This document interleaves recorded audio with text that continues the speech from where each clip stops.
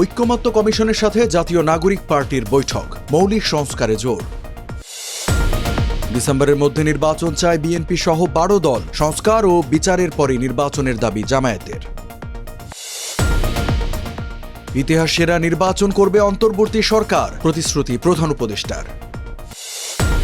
সারা দেশে কারিগরি শিক্ষার্থীদের মহাসমাবেশ 20 এপ্রিল, জনদুর্ভোগের বিষয়ে সচেতন থাকার আহ্বান। এবং গাজা উপত্যকায় একবেলার খাবারও পাচ্ছে না ফিলিস্তিনি শিশুরা, যুদ্ধ বন্ধে পূর্ণাঙ্গ চুক্তি চায় হামাস।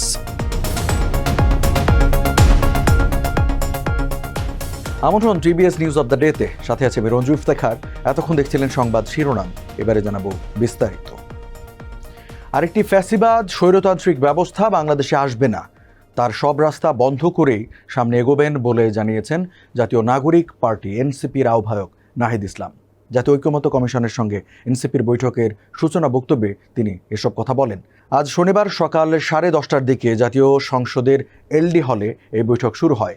এনসিপির আহ্বায়ক আরও জানান, তার দল পরিষ্কারভাবে বলেছে, সংস্কার বলতে তারা মৌলিক সংস্কারকে বোঝান। এর ব্যাখ্যা দিয়ে তিনি বলেন, যে সংস্কার করলে রাষ্ট্র কাঠামোর একটি আমূল ও গুণগত পরিবর্তন হবে। বিগত সময়ে আমরা সংবিধান ও রাষ্ট্রীয় প্রতিষ্ঠানের দলীয়করণ দেখেছি। সংবিধানে এক ব্যক্তিকেন্দ্রিক কাঠামোর বীজ বপন হয়েছিল, ফলে সেই রাষ্ট্র কাঠামোকে অক্ষুণ্ণ রেখে যেই রাষ্ট্র পরিচালনার দায়িত্ব পাক, তার ভেতরেও ফ্যাসিবাদী প্রবণতা থাকবে, স্বৈরতান্ত্রিক হয়ে ওঠার প্রবণতা থাকবে। আর সংস্কার কমিশনগুলোর পক্ষ থেকে যে সুপারিশ দেওয়া হয়েছে সেগুলোর মধ্যে কিছু একমত, কিছু ভিন্নমত আছে। যেসব জায়গায় আংশিকভাবে একমত বা ভিন্নমত, সেগুলো নিয়ে আলোচনা করা হবে এবং প্রয়োজনে আলোচনা অব্যাহত থাকবে বলে জাতীয় ঐক্যমত্য কমিশনের সহসভাপতি অধ্যাপক আলী রিয়াজ জানিয়েছেন। ফ্যাসিবাদের দোসরদের অপসারণ ও তাদের দ্রুত বিচারের বিষয়ে 12 দলীয় জোটের সঙ্গে বিএনপির আলোচনা হয়েছে।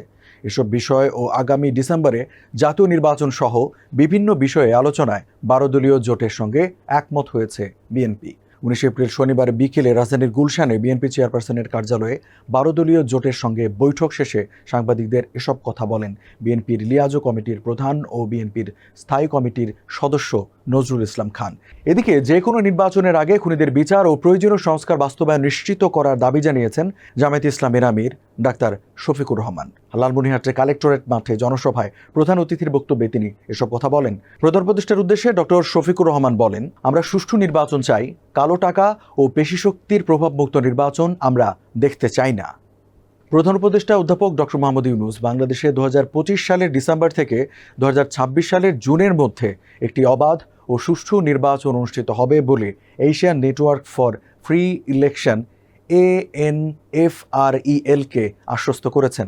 গত 17 এপ্রিল বৃহস্পতিবার ঢাকায় রাষ্ট্রীয় অতিথি ভবন যমুনায় ANFREL এর একটি প্রতিনিধি দলের সঙ্গে বৈঠকে প্রধান উপদেষ্টা বলেন, আমরা নিশ্চিত করতে চাই যে এই নির্বাচন হবে বাংলাদেশের ইতিহাসে সেরা এবং দেশের গণতান্ত্রিক অভিযাত্রায় এক মাইল ফলক।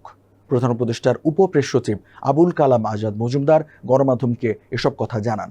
বৈঠকে ANFREL প্রতিনিধি দল বাংলাদেশে চলমান বিভিন্ন উদ্যোগ, বিশেষ করে নাগরিক সমাজের নেতৃত্বাধীন সাথী নির্বাচন পর্যবেক্ষণ কাঠামো পুনর্গঠনের অঙ্গীকার তুলে ধরেন।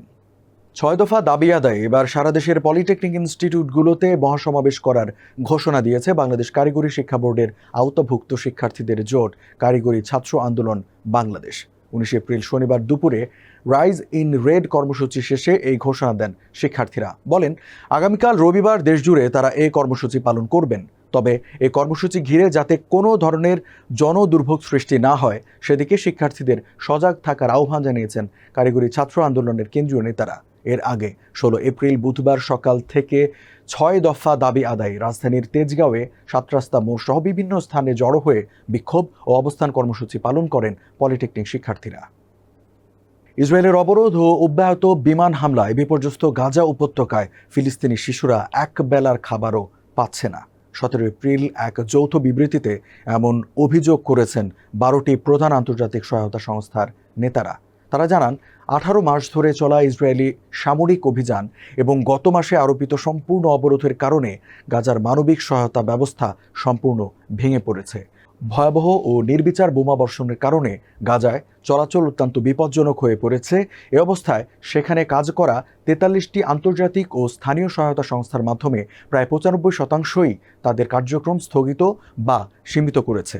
এদিকে গাজায় যুদ্ধ ও বর্বরতা বন্ধে একটি পূর্ণাঙ্গ চুক্তির দাবি জানিয়েছে হামাস। ইসরায়েলের কারাগারে বন্দী ফিলিস্তিনিদের বিনিময়ে বাকি সব জিম্মিকে মুক্তির প্রতিশ্রুতিও দিয়েছে তারা। দর্শক, এই ছিল আজকে টিভিএস নিউজ অব দ্য ডেতে। এতক্ষণ সাথে থাকার জন্য ধন্যবাদ সবাইকে।